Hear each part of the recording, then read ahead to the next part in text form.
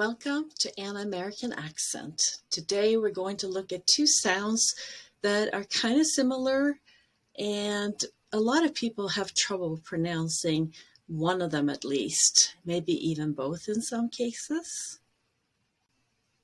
So we have sh and we have ch.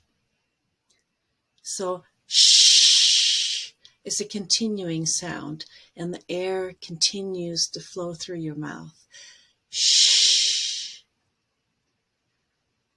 Your tongue is behind your top teeth, but there's enough room between the tongue and the roof of your mouth for air to flow through the whole time.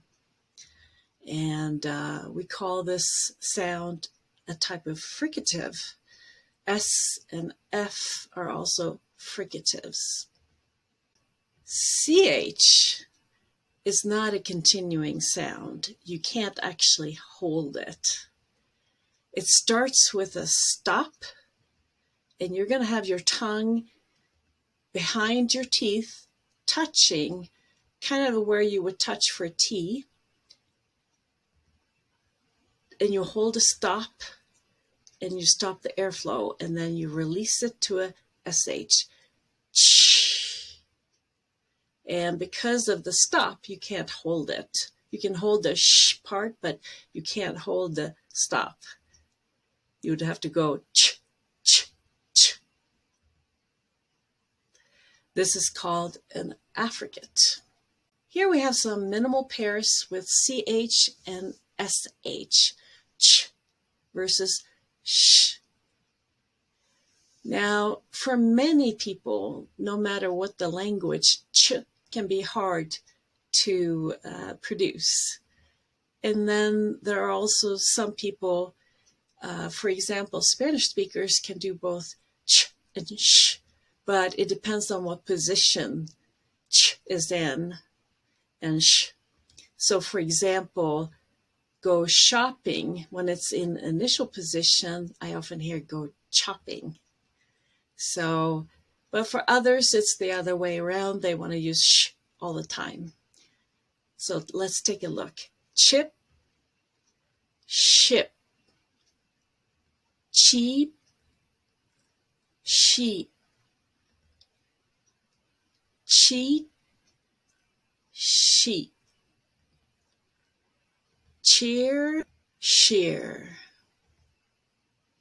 In medial and final position, many people find it hard to make that stop in the middle.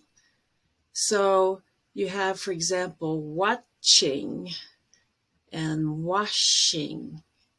Now, a lot of people say washing TV, which would be water and soap. But so you need to make that stop like a T. Watching TV. Washing. Ditch and dish. Watch and wash. Then I also just want to mention a few cases where spelling and pronunciation doesn't seem to quite correspond to each other. In the cases of Chicago, Michigan, and chic, those words were either originally French, as in chic, and in the case of Michigan and Chicago, those were American Indian words or Native American words, and they got spelled in French before they came into English. And so the CH in French is the same as SH in English. And then there are quite a few cases when TU will be a ch sound.